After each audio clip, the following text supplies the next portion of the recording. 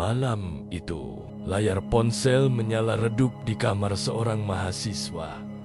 Di balik cahaya biru itu, jari-jarinya terus menggulir sebuah thread panjang di Twitter. Cerita tentang sekelompok mahasiswa yang tersesat di sebuah desa terpencil dan dihantui penari gaib yang menuntut tumbal KKN di desa penari. Itulah judul yang menggetarkan ribuan orang pada tahun itu. Bukan sekadar kisah, tapi seolah nyata dengan detail desa, jalan, bahkan percakapan yang terasa hidup. Mata sang mahasiswa mulai berair.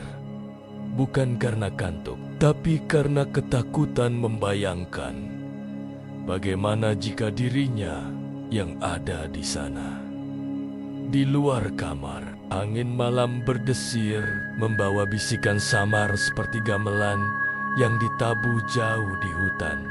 Sejak saat itu, seret-seret horor mulai bermunculan. Bukan lagi sekadar dongeng dari mulut ke mulut, melainkan cerita yang bisa dibaca siapapun, kapanpun, di genggaman tangan. KKN di desa penari seolah membuka gerbang. Dan setelahnya muncul kisah Sewu Dino. Cerita tentang kutukan ribuan hari, tentang santet, dukun, dan penderitaan panjang yang terasa nyata. Orang-orang membacanya dengan jantung berdebar, seakan mereka sedang menonton film, padahal hanya deretan kata. Namun, kata-kata itu membangunkan memori kolektif tentang desa-desa yang sunyi, tentang kepercayaan lama yang tak pernah mati. Dan disinilah film horor Indonesia menemukan sumbernya. Bayangkan, sebuah thread viral, ratusan ribu orang membaca, lalu membagikan dan membicarakannya di mana-mana. Cerita yang tadinya hanya kisah pribadi berubah jadi legenda modern. Produser film pun melihat peluang, karena di balik rasa takut ada rasa penasaran. Apa benar ada desa itu? Apa benar ada kutukan itu? Pertanyaan-pertanyaan itu justru membuat penonton rela antre di bioskop. KKN di desa penari akhirnya difilmkan dan sukses besar. Lampu bioskop redup, layar menyala, gamelan mistis terdengar, dan ratusan orang di dalam ruangan itu serentak merinding. Namun, mengapa thread horor begitu kuat? Karena ia lahir dari sesuatu yang sederhana. Sebuah cerita, katanya nyata, KKN di desa penari. Bukan cerita fiksi biasa. Ia ditulis seolah berasal dari pengalaman asli. Lengkap dengan nama samaran, lokasi yang samar tapi terasa akrab. Sama halnya dengan Sewu Dino. Kisah itu tidak hanya menakutkan, tapi juga menyentuh sisi emosional tentang keluarga, tentang penderitaan, tentang kutukan yang panjangnya tak masuk akal. Dan disinilah horor Indonesia berbeda, karena ia merayap masuk melalui celah keyakinan antara dunia nyata dan dunia gaib. Di sebuah malam, bayangkan kau membaca thread itu sendirian. Kamar gelap, hanya cahaya ponsel yang menerangi wajahmu. Setiap kalimat terasa seperti bisikan langsung ke telinga. Awas, jangan menoleh ke belakang. Kau pun menahan napas, jantung berdetak lebih kencang. KKN di desa penari menanamkan rasa seolah kita ada di sana, dan rasa itulah yang dibawa ke layar lebar. Ketika film dimulai, suasana desa terpencil, hutan lebat, suara gamelan, dan tawa yang tak wajar, semuanya hidup. Seakan thread itu membuka pintu, dan filmnya menyeret kita masuk ke dalamnya. Tapi tidak semua orang percaya. Ada yang berkata semua hanya rekayasa, bahwa penulis thread pandai memainkan kata, dan penonton mudah percaya karena takut. Namun, bukankah itu inti horor? Bukan soal benar atau salah, tapi soal bagaimana sebuah cerita bisa membuat kita tak bisa tidur. KKN di Desa Penari, Sewu Dino, atau seret-seret horor lain berhasil karena mereka menguasai imajinasi kita. Malam yang sepi, kamar yang gelap, tiba-tiba jadi ruang paling menakutkan, dan disitulah kekuatan thread horor. Film pun mengikuti pola itu. Ketika cerita viral, otomatis sudah punya audiens. Mereka yang sudah membaca thread akan penasaran melihat visualisasinya. Bagaimana sosok penari itu digambarkan. Bagaimana kutukan Sewu Dino ditampilkan. Rasa penasaran ini membuat orang rela antre. Dan bagi Sid, inilah tambang emas. Bukan sekadar menakuti, tapi menghidupkan rasa takut yang sudah tertanam di kepala penonton. Namun, ada sisi lain yang jarang dibahas. Thread horror seringkali berhubungan dengan tradisi lokal. KKN di Desa Penari berbicara tentang larangan di tempat angker. Sewu Dino berkaitan dengan santet dan kutukan. Semua itu berakar pada budaya Indonesia, di mana mitos dan realitas berjalan berdampingan.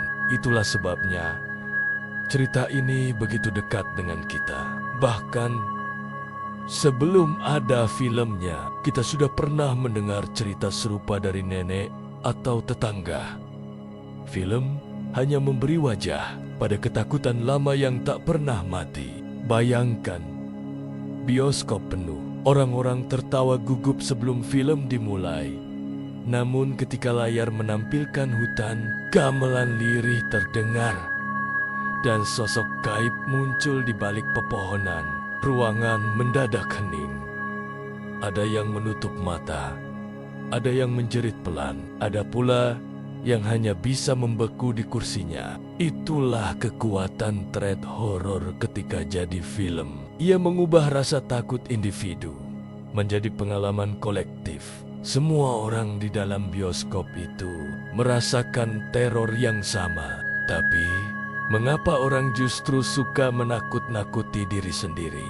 Jawabannya sederhana, karena rasa takut membuat kita merasa hidup.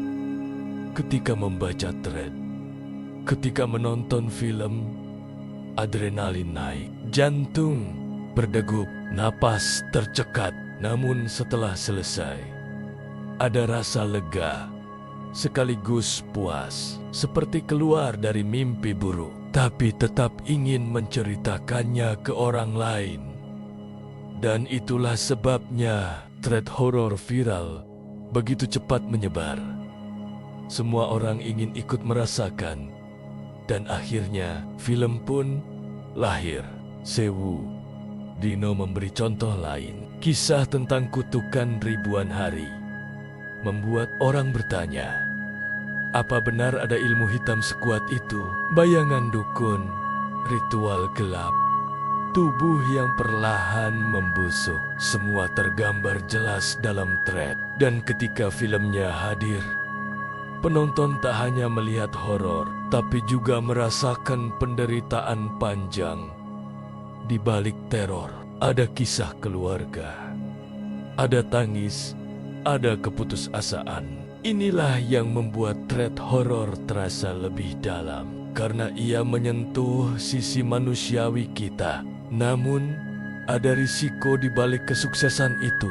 Ketika thread difilmkan, ada harapan besar dari penonton. Jika visual tidak sesuai bayangan, kekecewaan muncul karena thread memberi ruang bagi imajinasi. Setiap orang punya versi sendiri di kepalanya, dan film harus memilih satu wujud yang pasti. Kadang itu berhasil, kadang mengecewakan. Tapi tetap saja, rasa penasaran membuat orang datang. Malam semakin larut, ponsel kembali menyala. Seseorang sedang menulis thread baru tentang pengalaman di sebuah kosan berhantu, tentang suara langkah kaki di koridor, tentang pintu kamar yang diketuk jam 3 pagi. Ia tidak tahu, mungkin saja ceritanya akan viral. Dan siapa tahu, suatu hari kisah itu akan jadi film horor berikutnya. Dari KKN di Desa Penari ke Sewu Dino hingga cerita-cerita baru. Ada benang merah yang sama. Ketakutan lokal, mitos lama dihidupkan kembali melalui media modern. Twitter, TikTok, WhatsApp, semua menjadi wadah baru untuk horor. Dan film hanyalah perpanjangan dari itu. Yang tadinya hanya teks berubah jadi gambar bergerak, jadi suara, jadi teror yang lebih nyata. Akhirnya, kita kembali pada pertanyaan awal. Kenapa film horor Indonesia sering diangkat dari thread viral? Karena thread itu sudah punya jiwa. Ia lahir dari ketakutan nyata, dari cerita yang seolah benar-benar terjadi. Ia menyebar cepat, menanamkan rasa takut kolektif. Dan film hanya memperbesar rasa itu. Jadi lain kali saat kau membaca sebuah thread horor di malam hari, berhati-hatilah. Mungkin saja cerita itu akan mengejarmu, bukan hanya di layar ponsel, tapi juga di layar bioskop, bahkan dalam mimpi.